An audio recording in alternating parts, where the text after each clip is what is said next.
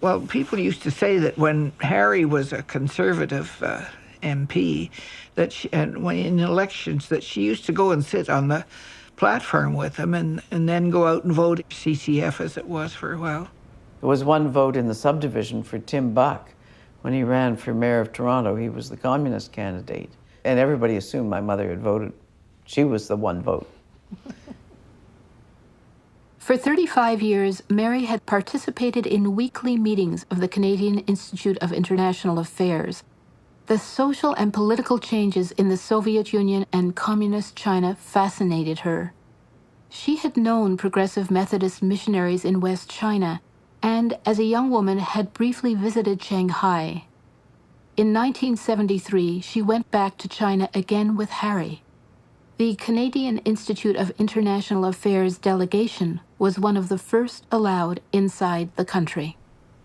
And she talked about China with such enthusiasm, her feeling that there could be a really socialist government operating was to her very important, and she wanted to believe in it. Her view of communist China was what we wanted. All the people of my generation who'd known people in West China as I did had the same feeling that maybe this was the way the world should go.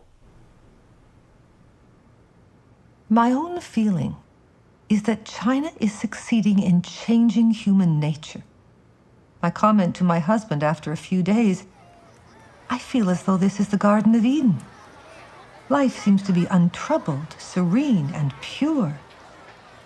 One can believe that the faith the Chinese have in Chairman Mao and his writings and in their government is as revolutionary and fundamental as a religious conversion brings. It inspires greater practical results, adherence, and loyalty than we in the West have shown in our Christian faith. Harry didn't believe that human nature could be changed, and Mrs. Jackman did.